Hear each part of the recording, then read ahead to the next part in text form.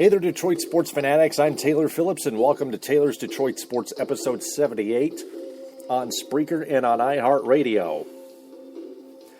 Tonight we're going to talk about the Michigan and Michigan State game in East Lansing in 2014, the 107th meeting between the Wolverines and the Spartans. Yeah, the Spartans routed them once again.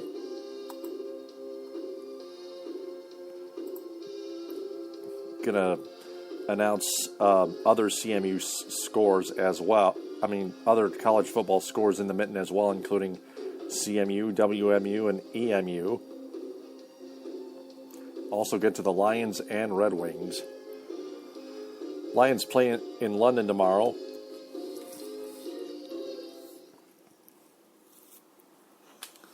And the Red Wings blow another one in Philadelphia.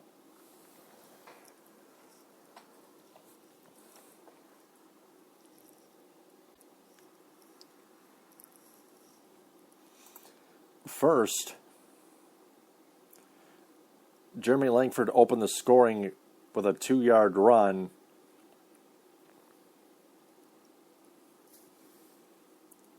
Matt Weil responded with the field goal. Jeremy Langford scored another touchdown from 1 yard out.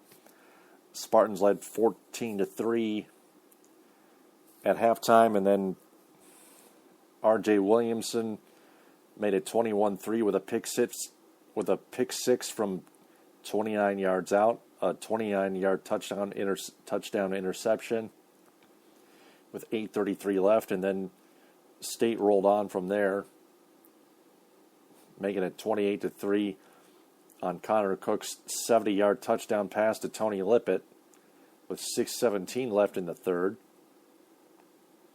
And it stayed that way until Michigan finally scored their first and only touchdown of the game. Tailback Davion Smith scored an easy touchdown from 1 yard out. With 3:40 left in the game, they converted on a 2-point conversion with Gardner finding Jake Butt on the far side of the end zone. It was Michigan's first touchdown against Michigan State since 2011. It's kind of weird.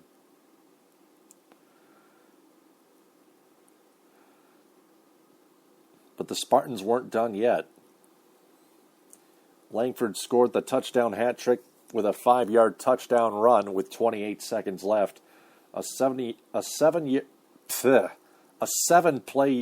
48-yard drive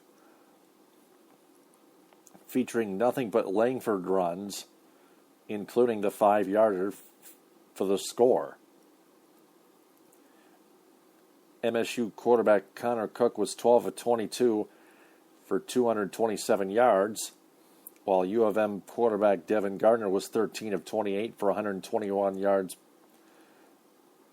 passing with a touchdown and 2 interceptions. Jeremy Langford totaled up to 35 carries for 177 yards, scored 2 touchdowns in the first half, the second which came from 1 yard out. Like I mentioned before, with 21 seconds left in the second quarter.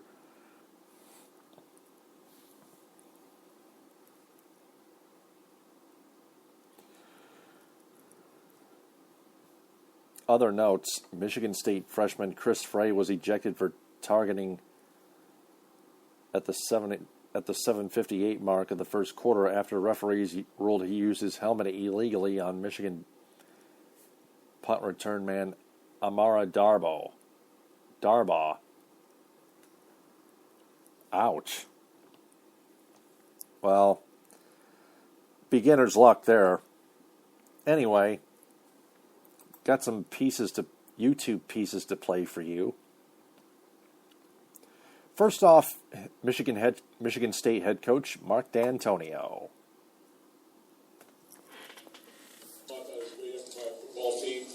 Standing up, we want to congratulate them. Played extremely hard and came out and did what had to be done. Great job by our defense. Great job by our coaching staff, getting our players ready to play.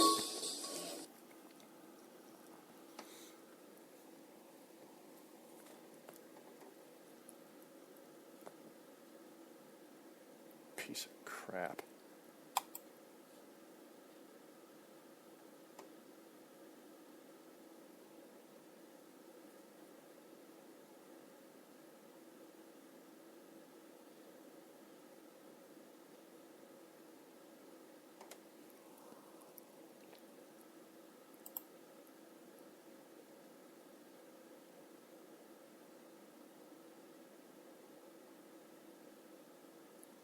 Here he is again.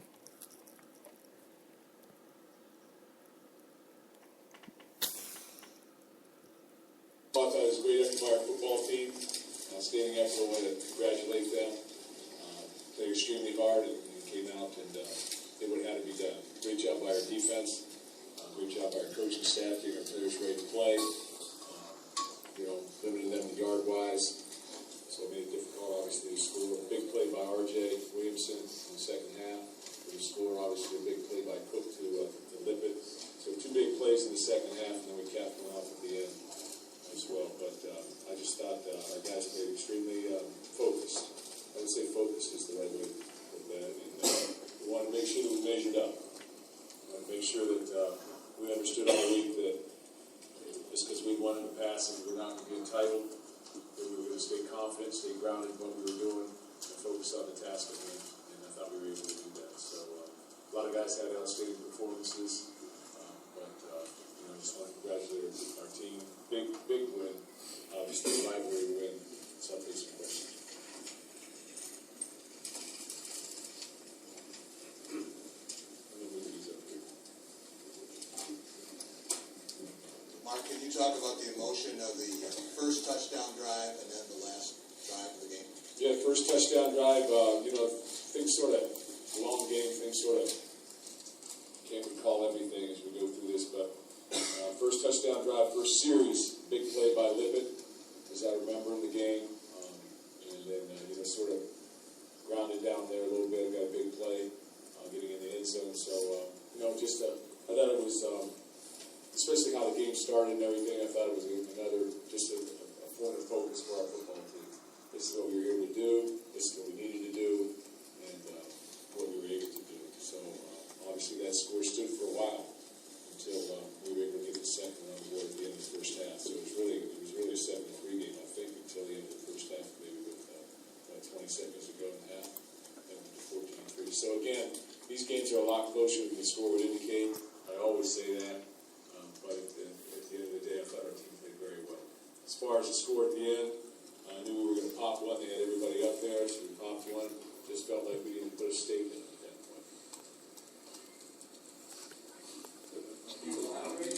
Not really. Did that bother you much? I'm sorry? Did that bother you before the game? I think, so you might as well just come out and say what you're feeling at some point in time, because you can only be diplomatic for so long. Okay? The little brother stuff, all the disrespect, didn't have to go in that direction. We tried to handle ourselves with composure. It doesn't come from the coach. It comes from the program.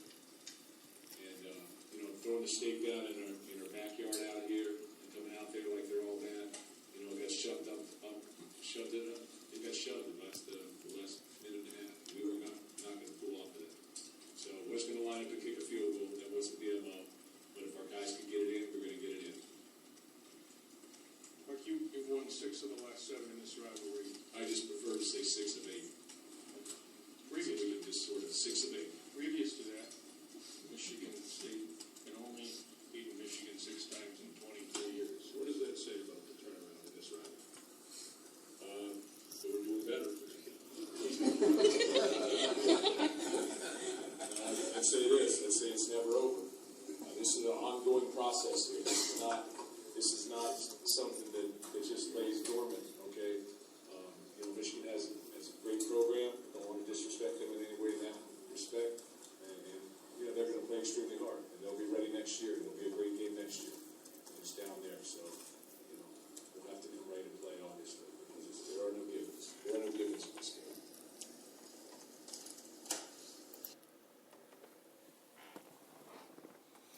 And that was head coach Mark D'Antonio. I have to shorten those pieces here. Here's some reaction to from the MSU players. First off, I thought the MSU's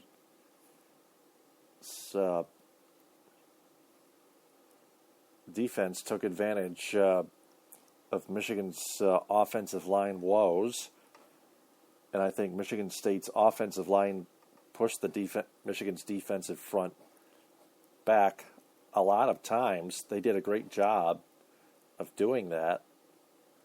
Michigan State's secondary defense defended so well.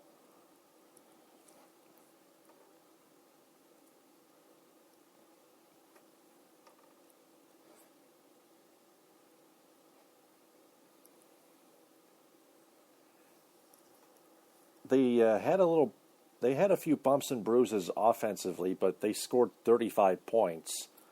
They didn't stop them from those few bumps and bruises didn't stop them from scoring 35 points. It was almost a humongous rout. It was like half of a humongous rout, in my opinion. It's still a small route, in my opinion. Now let's get to the players. Offensive line today. Yeah, the O-line played. All right. The O-line played awesome. This is the best game they played all year. You saw the holes out there. You saw the holes Jay Lane was running in. Nick Hill, Delton. And you saw how.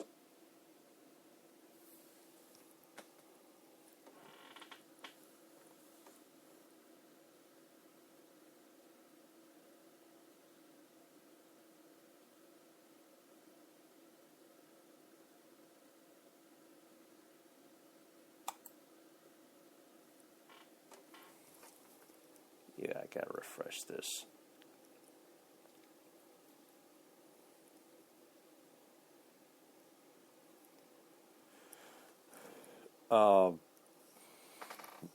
Michigan State coming out with a 35-11 victory.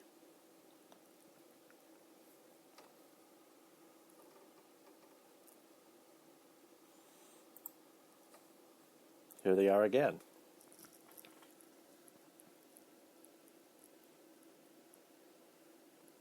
Offensive line today. Yeah, the O-line played. All right. The O-line played awesome. This is the best game they played all year. You saw the holes out there. You saw the holes Jay Lane was running in. Nick Hill, Delton. And you saw how great they were pass blocking. So I think the game was one up front, and their O-line won the game for us for sure. Obviously, defense played awesome as well, but I think our O-line's going to play the best game of the year so far. This is for you back in the starting lineup today. Was that you do? And then obviously you and Curtis both had pretty solid games. How important was it for you to come out and have that big game to get back to that? It's important every game. It's not just this game. It's any game. Whenever I have the opportunity to produce and help this ball club win games, I try to do that to the best of my ability. And it's always helpful to play with a guy like Curtis Drummond, a leader, a captain on our team.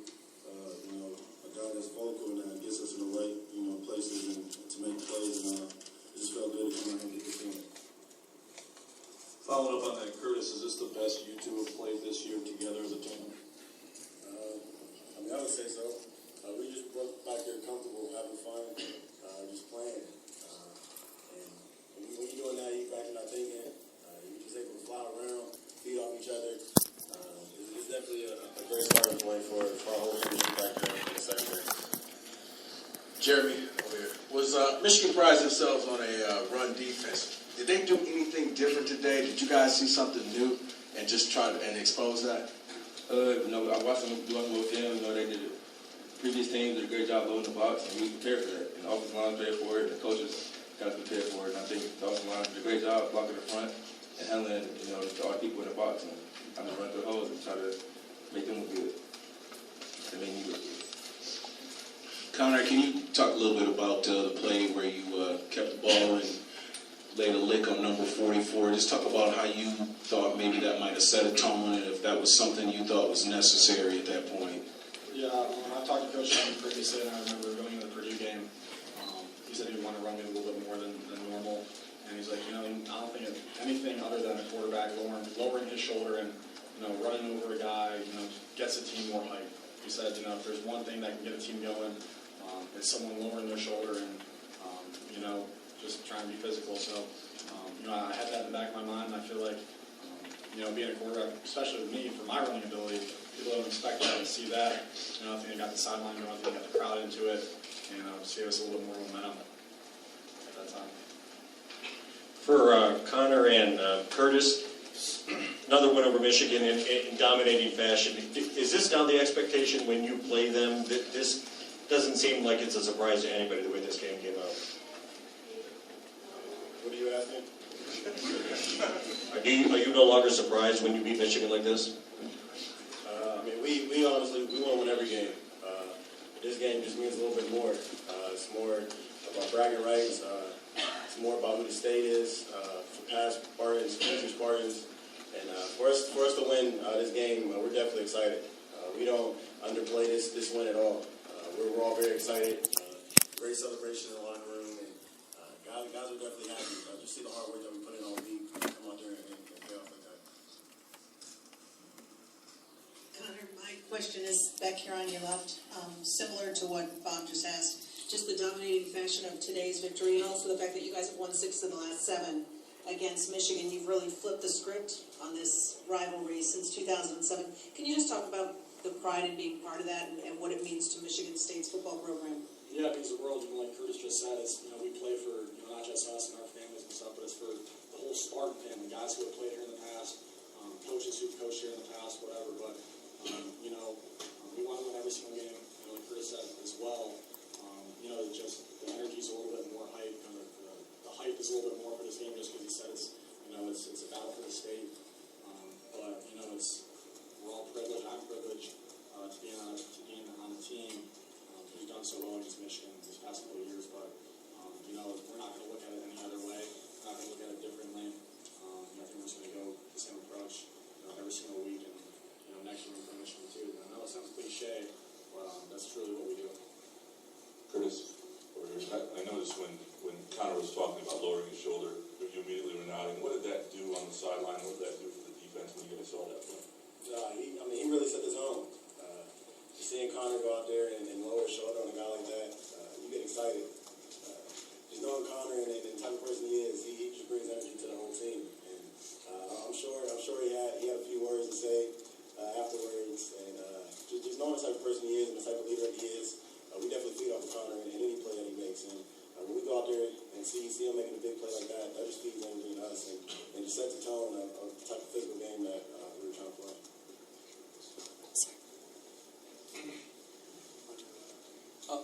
For Curtis, you had some opportunities in some other games to make big plays. Today, everything seemed to click for you. You had a couple of really key breakups. What was it? Was it the rivalry that brought that out of you, or was it more film study? No, this is part of football. People are going to miss plays, people are going to make plays. And today, the things just went my way. I was out there having fun, feeding off RJ and feeding off the rest of the defense. And I just pride myself on being able to make big plays. And anytime I don't make plays, it's not like myself. So I'm definitely the biggest critic of myself. So I'll definitely have fun out there playing, feeding off of Jay Lane and Connor and Liv, the way they were carrying the offense. And just seeing the emotion that RJ brought today and the rest of the secondary, and just the personal approach that everybody took. It definitely was fun to play a part of today. For Connor and Jeremy, I'm just wondering about that last drive late in the game. Maybe something you kneel on the ball. Did you guys talk about that? Did you have to tell coach you wanted to score, or what was the thought process there late? I think everyone saw when they ran out and stuck the dagger in, on our grass. He disrespected us right out the gate. We weren't having that, so if we had the ball, we were trying to score.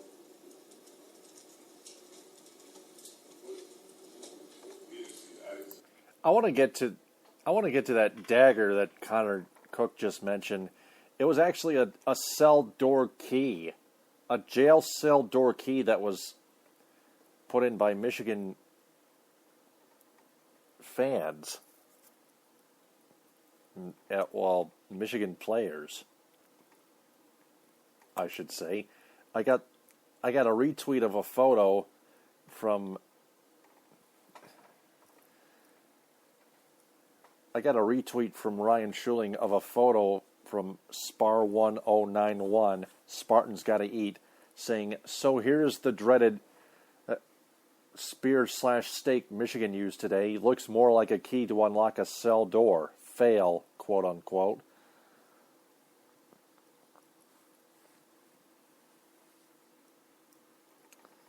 Man, that looks like a joke.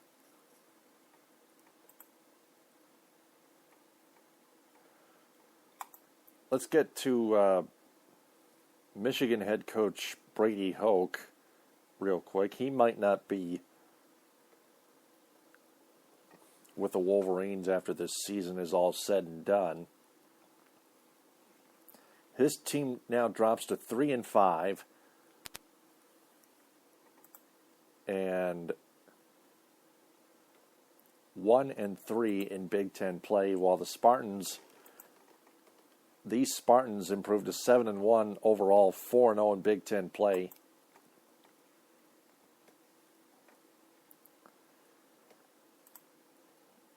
Here's the hoaxer.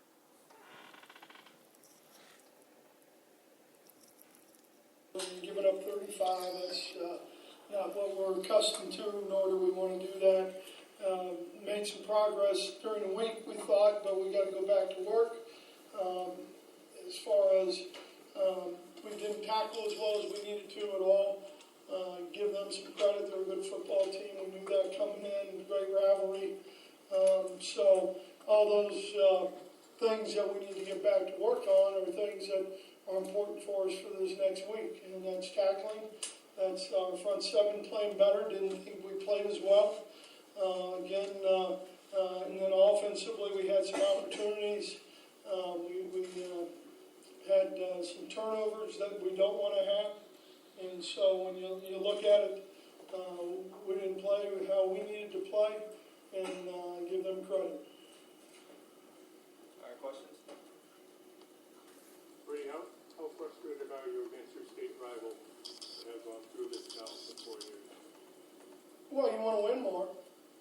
So is that frustrating? Yeah, you want to win more. We have mics, we'll bring him around if you raise your hand. Brady, if you could talk about some of the chances you had. I think there was a possible touchdown that wasn't caught. There was some open receivers. Well, there was some execution, and making plays, especially in games like this. The team that makes the most plays, breaks a tackle, has a good run, makes a catch, those things. We had some opportunities. We had some opportunities for, some chunks and some big plays. And, that changes the momentum, but we got to finish and we got to execute. You talk about the touchdown that they had right before the half. It seemed like it very close until that point. Well, I still think coming out, John, the third quarter was that way.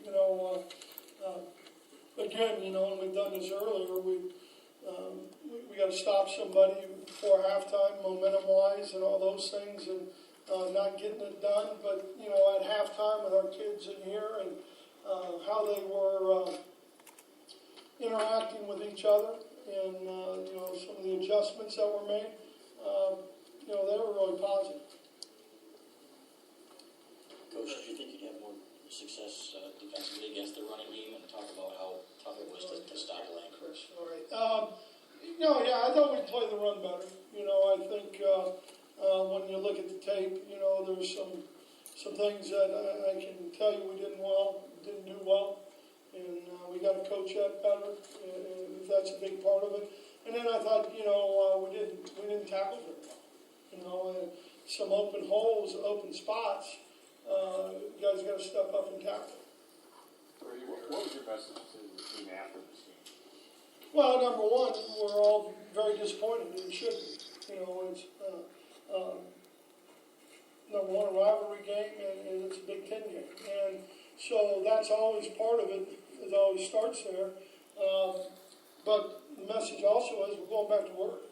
I mean, that's what we have, and we have each other. And this has been a very close-knit football team and a very hard-working football team. So I know tomorrow when we get in there that they'll go right back to it. Coach, two questions. Were you surprised, over to your right, were you surprised when they went on their last touchdown drive that they didn't just take a knee and run out the clock? And secondly, are you aware that MSU players are complaining that one of your guys put a spear in the ground before the game as a symbol? Yeah, first thing,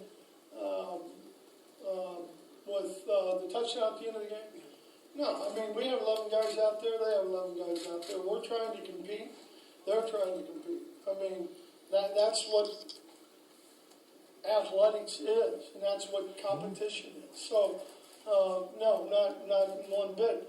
As far as the other thing, I think I was aware that something happened, but I'm not fully aware. I guess. Brady, at this point, how do you fix this offense, and can you fix this offense 8 games in where we're this year? Well, I think we've got some fixing to do. I think you're correct at that. I think there's no doubt that Doug and the offensive staff and the players, as much as anything, will go back to work and work hard to make it better.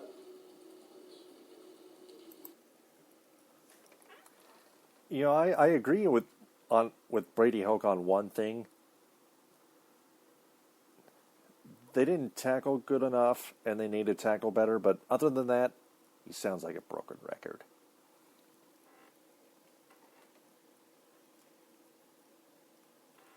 Plus, in terms of the dagger that they asked Brady Hoke about, I thought he lied like a coward a bit and said it was all about competition. Competition's one thing that's most appropriate for what went down before the game even took place.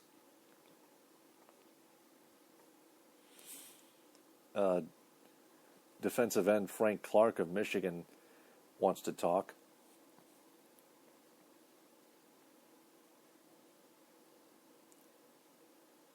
I forget. I've got other things to cover.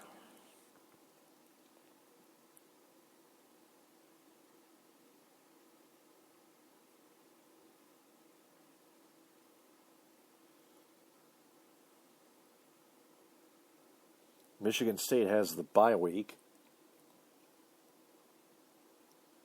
Michigan returns home to play the Indiana Hoosiers at 3:30. Other scores from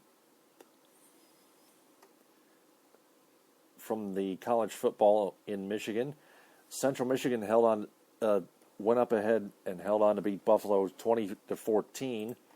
Titus Davis scored the game-winning touchdown with the extra point missed by their kicker. Cooper Rush completed 14 of 24 passing attempts for 231 yards and just the one touchdown to Titus Davis. They visit the Eastern Michigan Eagles in Ypsilanti in southeastern Michigan at 1 o'clock. Speaking of the Eastern Michigan Eagles, they beat. They actually lost to the Northern Illinois Huskies, 28-17. Again, CMU beating the Buffalo Bulls 20-14. Western Michigan doubles up the Western Michigan Broncos double up the Western Michigan Broncos double up the Ohio Bobcats 42-21 in Kalamazoo in southwestern Michigan. They go to Muncie and battle the Miami, Ohio Redhawks at 2:30.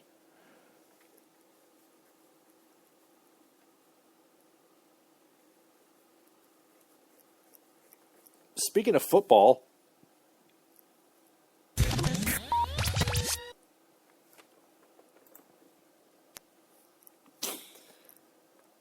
the Lions,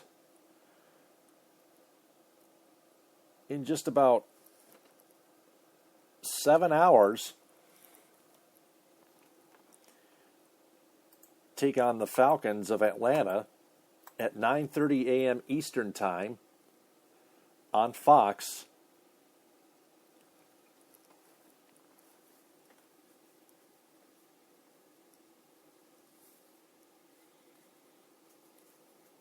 A preview of this matchup here I have, written by Justin Rogers on MLive.com. Atlanta Falcons offensive firepower limited by protection issues and turnovers. Detroit Lions offense versus the Atlanta Falcons defense. Simply put, the Falcons defense has not played well. On a per-game basis, they rank 29th in yardage, 30th in scoring, 29th against the pass, 27th against the run, and 27th in sacks. The only thing they've done well is force turnovers, and even that's a bit fluky since they've managed to recover 8 of the 9 fumbles they've forced, well above the league average. Atlanta runs a 3-4 front and struggles to generate much quarterback pressure with its defensive linemen. Outside linebacker Jonathan Massaquoi is an emerging young talent who lines up in multiple spots as his role continues to expand. He's the most likely player to get home on the pass rush. On the opposite side, linebacker Croy Bierman plays the run well, but is shaky in coverage. Atlanta has a pair of young cornerbacks in Desmond Trufant and Robert Alford, who are talented but inconsistent. The 6-foot, 190-pound Trufant is the better of the two. He's sticky in coverage and has shown a knack for getting his hands on passes.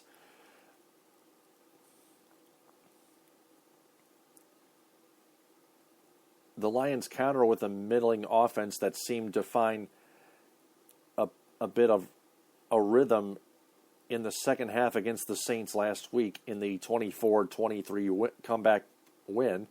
Quarterback Matthew Stafford is spreading the ball around, and wide receiver Golden Tate III is proving to be a reliable and dangerous weapon after the catch. The run game remains stagnant. The run game remains stagnant. The run game remains stagnant, failing to average more than 4.0 yards per carry in a contest this season. The edge goes to the Lions. Detroit Lions defense versus Atlanta Falcons offense. While the scoring has been put down the past 3 weeks, the Falcons still possess a potent offense. It starts with wide receiver Julio Jones, one of the best in the league at his position. He has it all, from speed to route running to the ability to make a tackler miss in the open field. No receiver has caught more deep balls than Jones, and running mate Roddy White offers a dangerous complement at all route depths. The ground game is led by Steven Jackson, an 11-year veteran who is still tough to bring down on initial contact, but doesn't have the explosiveness to break off the big runs he did earlier in his career. He's supplemented by a trio of speedy backs: Antoine Smith, Devonta Freeman, Jaquez Rogers. They're all capable receivers out of the backfield. The absence of tight end Tony Gonzalez this season has been glaring. Replacement Levine Toilolo has been awful, with a worst drop rate in the league and subpar blocking to boot. Overall, the Falcons have moved the ball well, but have hurt themselves by turning it over too many times. That starts with quarterback Matt Ryan, who has tossed 7 interceptions. Detroit comes into the contest still possessing the league's top-ranked defense while holding opponents to the second fewest points per game, 15.0. The unit struggled last week against Drew Brees and the Saints, at least for the first 3 quarters before the team's dominant front four sprung to life in the fourth quarter, helping spur the come-from-behind victory. With Atlanta's offense dealing with a number of injuries, Detroit's defensive line should feast. The edge goes to the Lions. Special teams. Atlanta return man Devin Hester is a familiar foe who used to be a return man for the Chicago Bears, and even as he nears his 32nd birthday, he's still lethal fielding punts. He brought one back for a touchdown against Tampa Bay in Week 3. The Falcons' coverage units and punter Matt Bozier are middle of the pack. Veteran kicker Matt Bryant continues to be a consistent weapon, knocking down 8 of his 10 field goals this season. The Lions didn't miss a field goal in a game for the first time last week, but that's not difficult to do when your lone attempt is from 21 yards. Still, Matt Prater made it an adventure, banging it in off the left upright. Detroit continues to deal with uncertainty in an area that's plagued them since the start of the season. Punter Sam Martin and the coverage units continue to be steady in the field position battle, while return man Jeremy Ross is doing his part in that area as well, averaging a solid 11.5 yards on punt returns. The edge goes to the Falcons. Coaching. Mike Smith has complied a 62-41 record in 7 years with the Falcons, but after four playoff berths in 5 years, the team has fallen on hard times, going 6-17 the start of the 2013 campaign. His club has lost 5 of 6 and 4 straight, all by double digits. Jim Caldwell,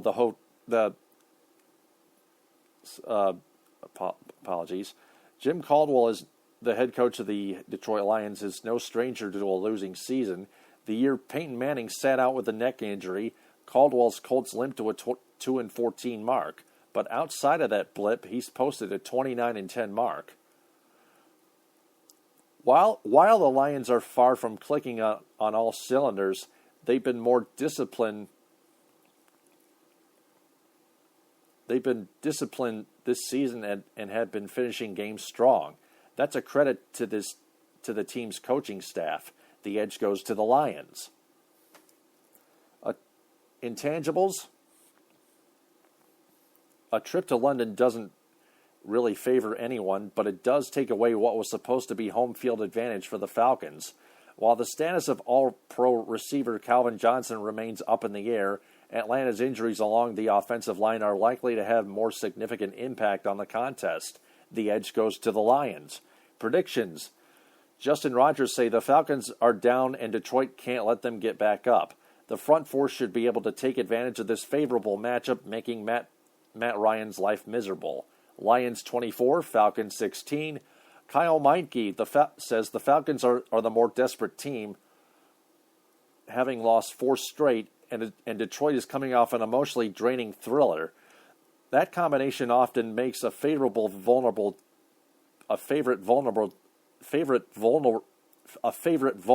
to an upset, but not this time. Atlanta's offensive line is in shambles, and the Lions' defensive line is merciless.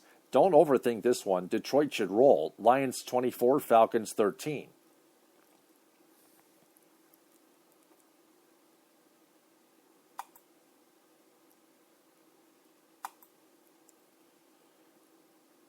I want to get to some Red Wings hockey real quick. The Red Wings had a 1-0 lead and outshot the Flyers 23-6 at one point. They blew one in the second period. They blew their 1-0 lead in the second period by having all 5 of their men defend 4 Flyers attackers in the near corner, and leaving the 5th Flyer player open, and that is Nicholas Grossman on a one-timer beating the monster Jonas Gustafsson at 8:21 into the second period. And then the Red Wings turned their eyes away from Michael Raffy, who crept in and beat Gustafsson on a breakaway at 6:01. And then the Flyers got a power play goal that pinballed on a shot that pinballed off a few guys in the end because nobody was paying attention, clearly. You can't just hope for good luck or bad luck or whatever. That's a piss poor fan. And then when the Red Wings gave up the empty net goal, they were not attacking hard enough. Riley Sheahan and Pavel Datsyuk got the goals for Detroit.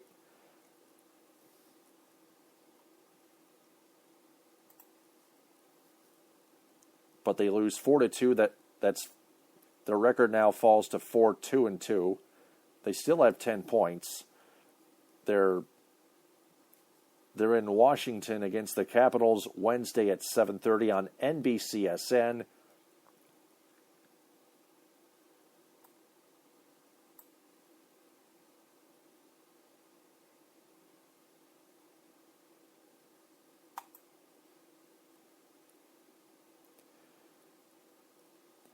They lead the Atlantic. They are in a tie for third place in the division with the Boston Bruins with 10. The Bruins are 5-5-0. For the Flyers, they're 3-3-2 with 8 points. The Wings are behind the Lightning and Canadiens in the Atlantic Division, and they are tied with the Washington Capitals and the New Jersey Devils with 10 points. They are also behind the New York Islanders with 12 points. So that's going to do it for episode 78 of Taylor's Detroit Sports on Spreaker and on iHeartRadio. Add me on Facebook, Taylor Phillips. Like my Facebook page, Taylor Phillips' Detroit Sports page. Join my Facebook group, Taylor Phillips' Detroit Sports Group. And follow me on Twitter at DT2Phillips. That's DT, the number 2, Phillips with 2 L's. TTFN, ta-ta for now.